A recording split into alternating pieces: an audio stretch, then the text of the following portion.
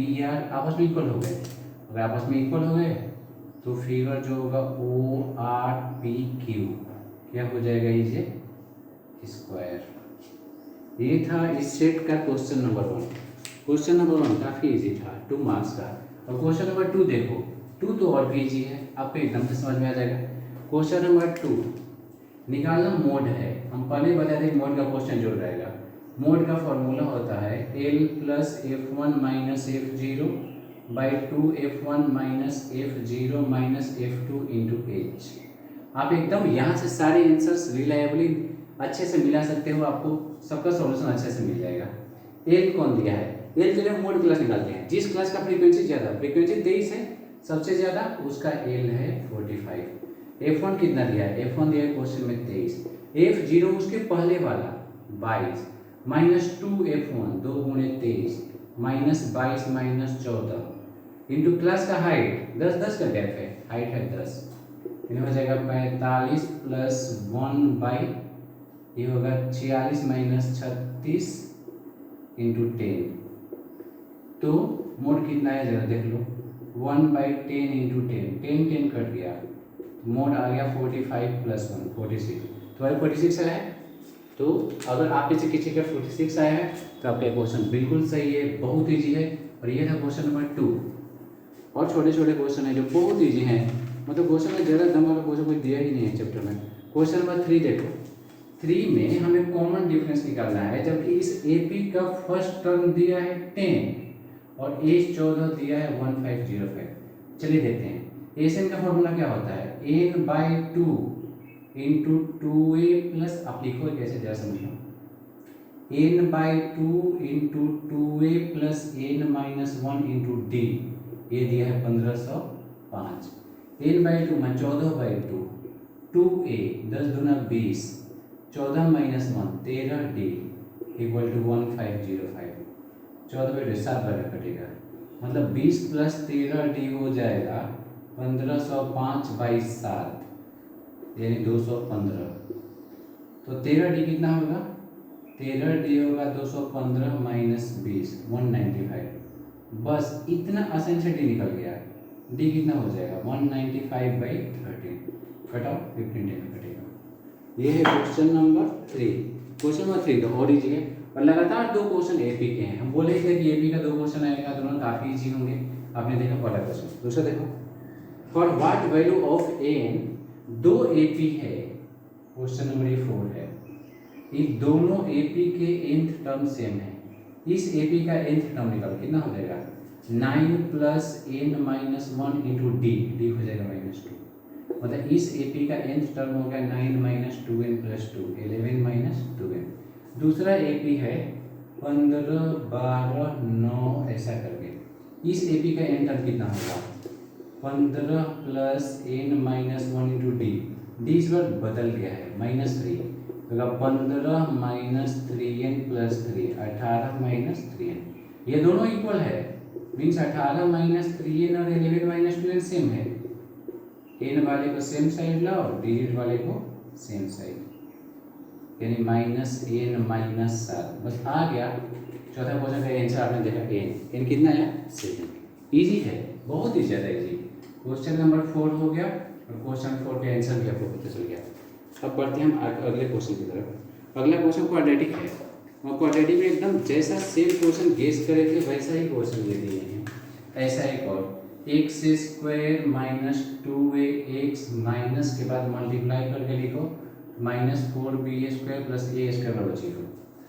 चलो आपको कैसे भी सॉल्व करना है, आप क्या करो, 3 स्क्वायर वाला है। हम फैक्टर के लिए एक बहुत बड़ा वीडियो डाले हैं, वीडियो तो बड़ा नहीं है मगर क्वेश्चन बहुत अच्छा है। तो उसमें ऐसे सारे इसी फॉर्मूले पे क्वेश्चन है, a² माइनस b²। हम इन तीनों को एक साथ रखते हैं, इसको इसको इसको, ये हो जाएगा x माइनस a का होल स्क्वायर, ये कितना हो जाएगा 2b का whole square. a² minus b² का आंसर होता है a plus b into a minus b equal to 0। Quadratic है, रूट्स निकालने के लिए अलग अलग 0 के इक्वल करते हैं। -a उस पर आगे हो जाएगा प्लस a माइनस 2b, इन दोनों को उस पर करते हैं, एवरेज मोड में कर दो, x हो जाएगा a प्लस 2b। तो ये पहला आंसर, ये दूसरा। इसका और भी है, और में आपको प्रूफ करना है कि डी जो होगा वो रियल और इक्वल होगा। चलो वो भी देख लेते हैं इसका और वाला पार्ट।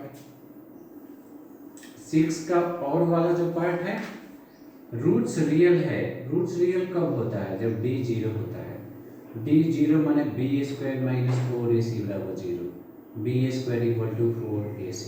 आपका बी कितना है? माइनस 2ab का whole square equal to 4 into A है इतना और बी है B square minus C square. इसका स्क्वायर करो कितना हो गया? 4a square B square. इसमें मल्टीप्लाई करो कितना होगा? B square plus A square B square minus C square minus A square C square. 4 कटा, जो बच गए उन्हें एक साथ लिखो। A square B square equal to B square plus A square B square minus C square minus A square. ये तो सीधे कट जाएगा। इन दोनों को इस साइड, इन दोनों को इस साइड मैं इस वाले को क्या बचेगा? C square plus A square C square equal to B square. इन दोनों में सी स्क्वायर कॉमन, और अगर आप ध्यान से देखो तो यही प्रूव करना है। ये भी तो बहुत ईजी है। अब क्वेश्चन नंबर 7 देखो। 7 दो पार्ट में है, तो मेरा चांस है कि अधिकतर लड़के फर्स्ट पार्ट इसकी नहीं, ये क्वेश्चन 5 का ही सेकंड पार्ट था। क्वेश्चन नंबर 6 दो पार्ट में है, अधिकतर लोग इसका सेकंड पार्ट ही बनाए हैं। देखिए आप फर्स्ट पार्ट में देखो, 150 स्फीयर एक सिलेंडर में डाले जाते हैं तो सिलेंडर का वॉल्यूम बढ़ जाता है। 150 स्फीयर है, एक स्फीयर का वॉल्यूम होता है 4/3 पाई आर क्यूब। 150 है डाले जाते हैं तो सिलेंडर का वॉल्यूम का formula pi are square H. यही एच आपको निकलना है। पहले तो पाई बाई कराओ, थोड़ा इजी हो।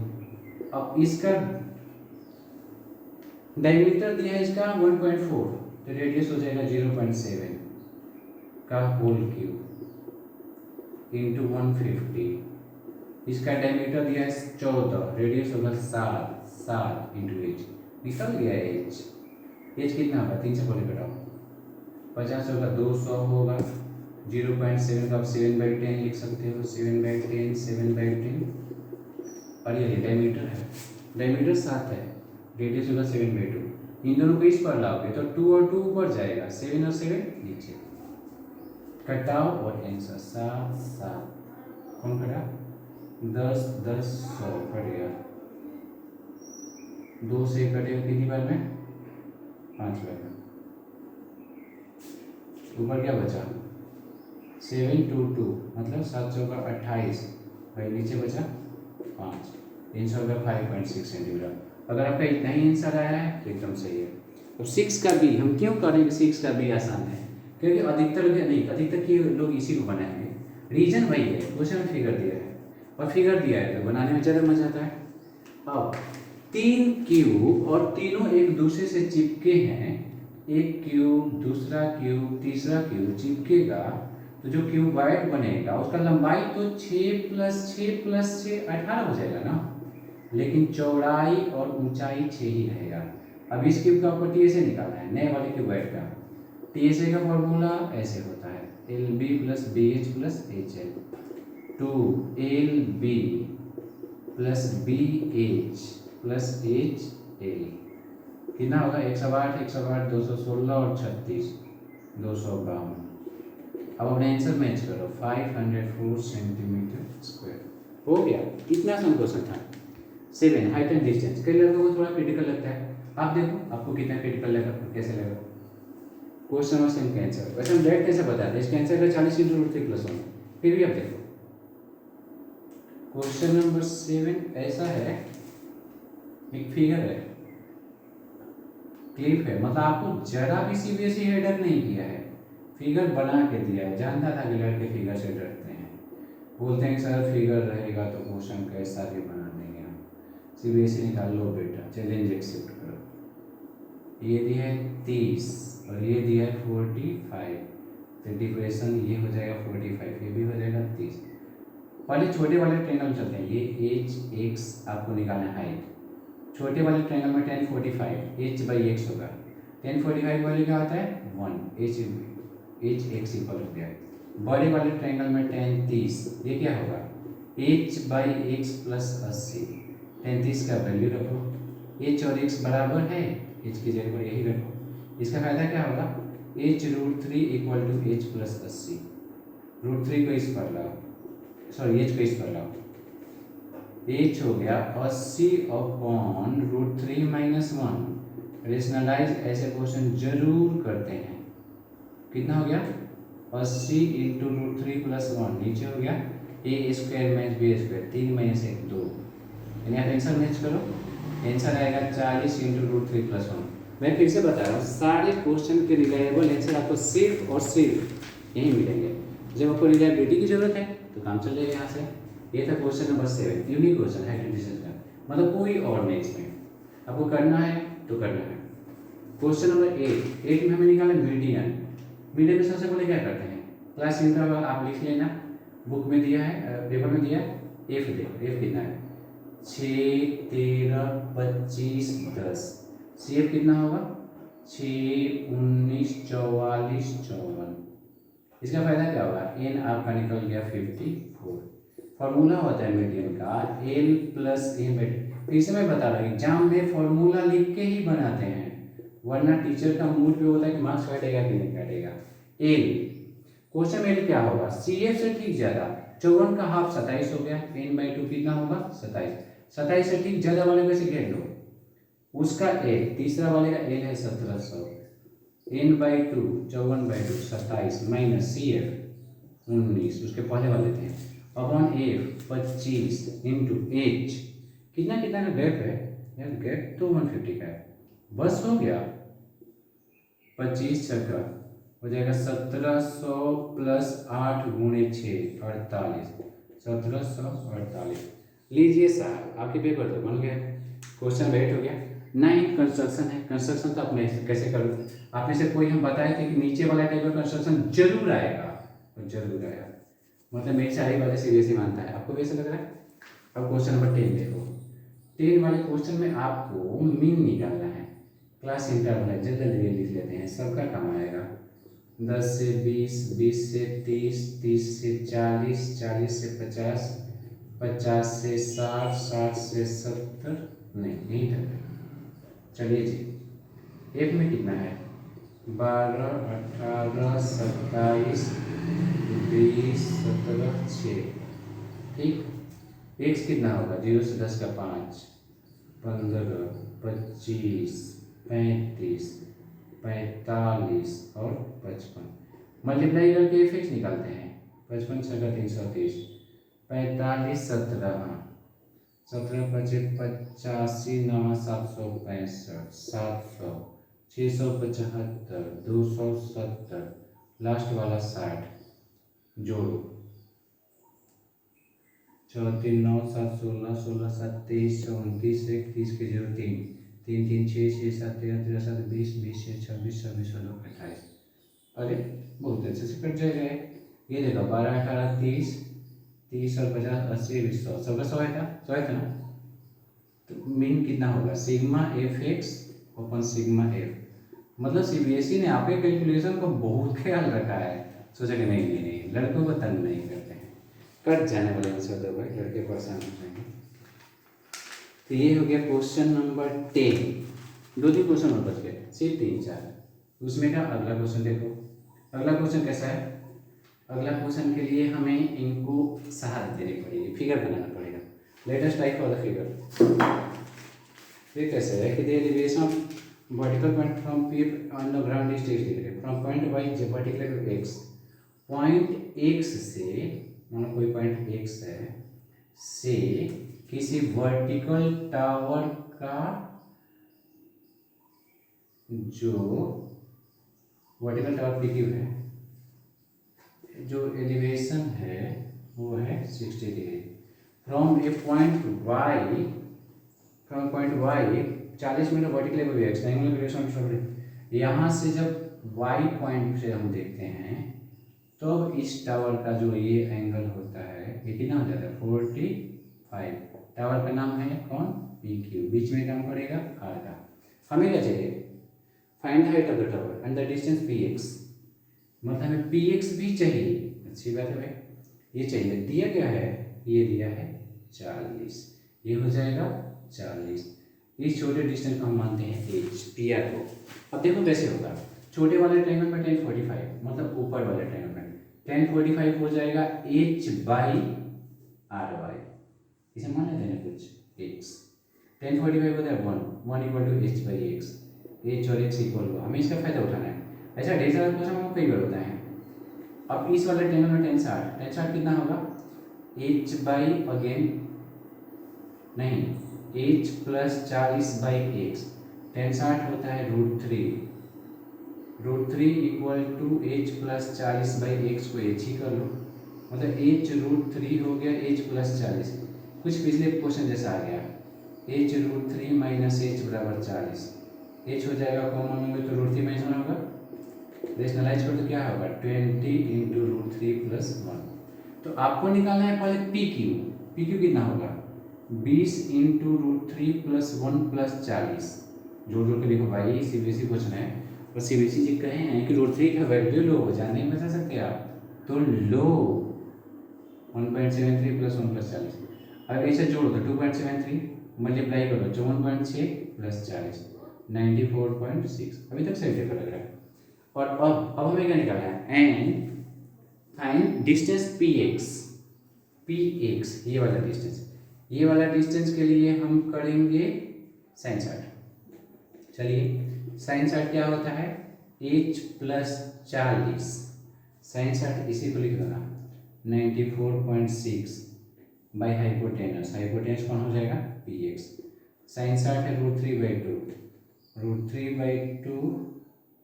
इक्वल टू 94.6 बाई px, निकालो px होगा 2 इंटू 94.6 बाई √3/2, ये तो हमको ज़्यादा उलझाती है, ऐसा बकवास नहीं करते हैं, इसको अच्छा वैल्यू रखते हैं, इसका ये वाला वैल्यू रखते हैं, इसका वैल्यू एक हो जाएगा 60 प्लस 20 √3 बाई px, गुणा करो px होगा 60 दूना 120 प्लस 40 √3 बाई नीचे हो गया √3 से रेशनलाइज करो तो ऊपर कितना होगा 120 √3 प्लस इसमें क्या गुणा करो प्लस 120, यार कुछ गलती लग रहा है, 60 दूना 120 प्लस 400, नहीं गलती नहीं लग रहा, नीचे हो गया 3। अब √3 का वैल्यू रखो 120 इंटू कॉमन √3 प्लस 1 होगा तो उसका वैल्यू हो जाएगा 2.73 बाई 3, मतलब 0.91, 120 में इसको गुणा करो ना, जो आएगा वही आंसर होगा, इस बार पक्का करो, कोई गलती होने के चांसेस करो। ये है क्वेश्चन नंबर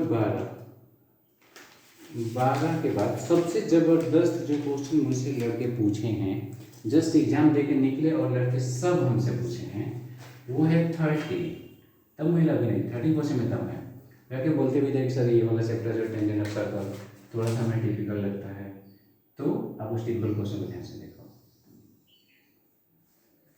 नहीं ये 12 ही है, 12, एक मिनट, सर्कल इधर बना है,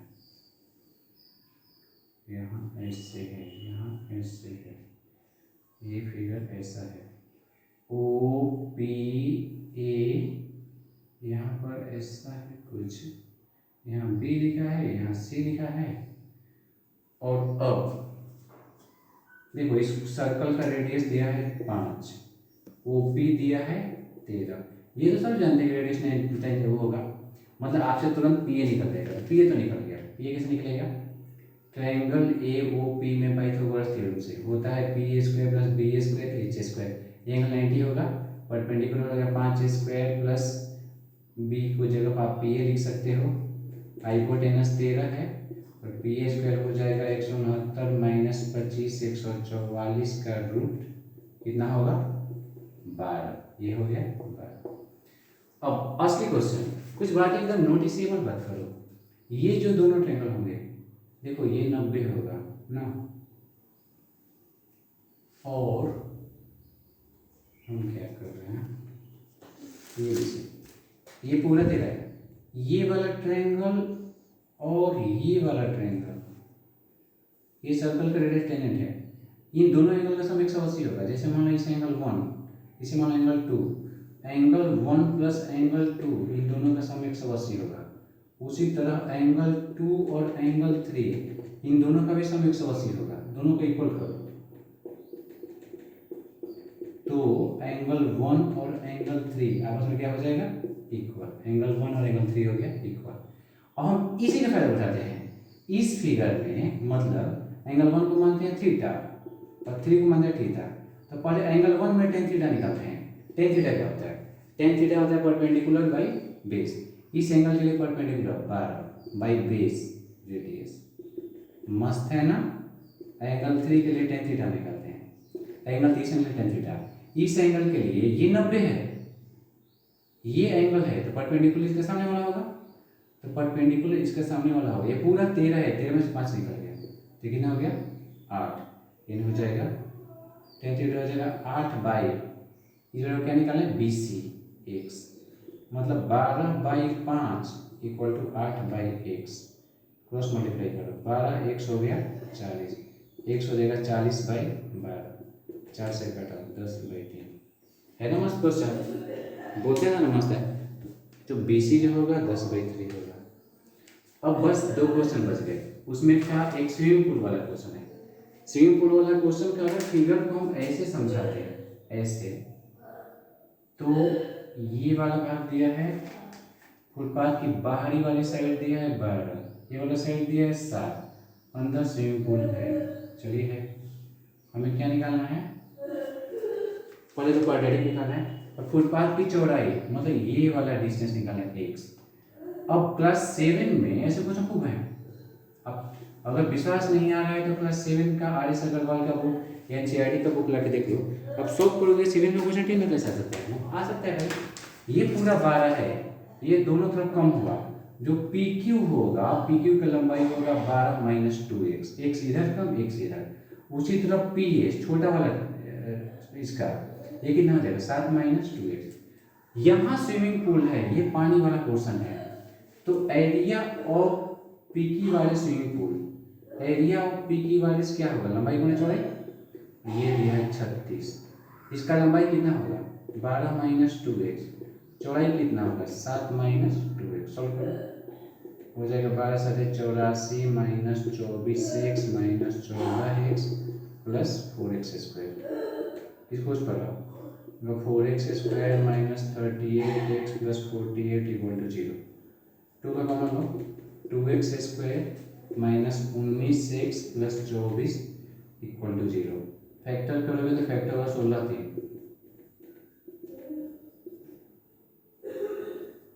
एक x आएगा 8, एक आएगा 3/2। 8 तो ही नहीं सकता, पूरा 12 में इधर 8 इधर 8 ऐसा कैसे छोड़ेगा। 8 पे लिखोगे नॉट अलाउड, असली आंसर कौन है 3/2। हम धीरे धीरे पहुंच गए क्वेश्चन के लास्ट स्टेज में, जिसका नाम है क्वेश्चन नंबर 14 और केस स्टडी नंबर लास्ट। चलिए, यानी प्रकरण अध्ययन कितना शुद्ध लिखे हैं, केस स्टडी पार्ट 2। चलो देखो, एंजॉय करो, आप खुश हो जाएगा, आपको पता चल जाएगा। कोन वाला टोपी बना है, इस टोपी का डायमीटर दिया है 24, ठीक है। एक मिनट, नहीं टोपी केक वैसा बना है, पहले टोपी की बात करते हैं। इसका चार्ट में कितना कर देते हो। टोपी के लिए रेडियस दिया है, नहीं बेस का डायमीटर दिया है 2 पाई r 44। इससे आप पहले r निकालो, r हो जाएगा 7। एच दिया है कितना 24। मेरा पाइथागोरस वाला वीडियो देखोगे, फर्स्ट वीडियो सबसे फर्स्ट, उसमें 7 24 का कितना होता है 25। हम एल क्यों निकाल रहे हैं, क्योंकि टोपी में CSA लगता है।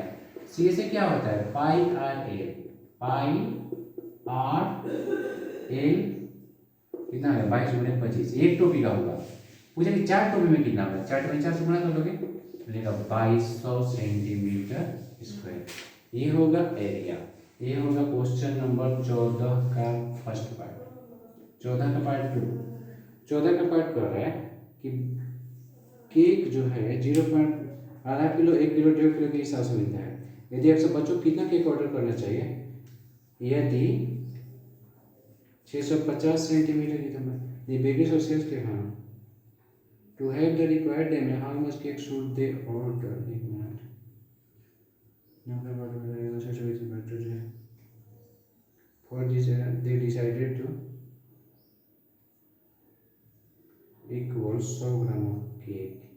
उससे निशान नहीं है.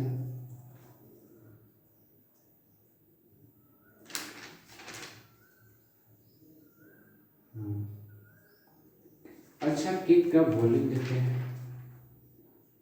वॉल्यूम ऑफ केक, केक के वॉल्यूम का फॉर्मूला क्या होता है? Pi are square H centimetre cube.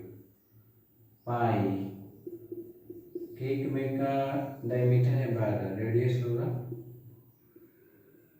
Diameter 24/12, H दिया है 14. ठीक, केक का वॉल्यूम निकाला तो कितना हो जाएगा? बराबर है 144, 144 दूना 200, 3168 गुणे 2 और 650 सेंटीमीटर क्यूब बराबर 10 ग्राम. ये तो लगभग हो गया 6500 के आसपास, लगभग मानो 6500 ग्राम, 6500 सेंटीमीटर क्यूब. और ग्राम में बदलोगे तो 650 सेंटीमीटर. इतना में अगर हम 650 से भाग देंगे, नहीं, 650 सेंटीमीटर क्यूब केक बराबर है 100 ग्राम. तो 6500 सेंटीमीटर क्यूब केक कितना होगा? इसमें 10 से गुणा कर, 10 गुणा 1000 ग्राम. 1000 में कितना होता है? 1 किलो. वाओ, लड़के कितना किलो केक ऑर्डर देंगे? समझ में आया? 1 किलो का. कैसे सोचते हैं? 336 है, यहाँ अप्रोक्स लगता है. अब हम 150 ही क्यों ले? क्योंकि 650 सेंटीमीटर क्यूब 100 ग्राम होता है और उन्होंने केक का ऑर्डर दिया 6336. इसके आसपास 6500 सोच लो. तो 650 सेंटीमीटर केक जो होता है वो 100 ग्राम होता है. 6500 सेंटीमीटर क्यूब कितना होगा? 650 गुणे 10, 100 गुणे 10, 1000 ग्राम. 1000 ग्राम कितना किलो होता है? 1 किलो. यानी सेकंड क्वेश्चन में कितना होगा? 1 किलो. इसका फर्स्ट पार्ट का 22 सेंटीमीटर के 1 kilo. And that's it. Thank you, thanks for watching. इतना रिलेवेंट वीडियो आपको कहीं नहीं मिलेगा. And wait for CBSE science paper. Thank you.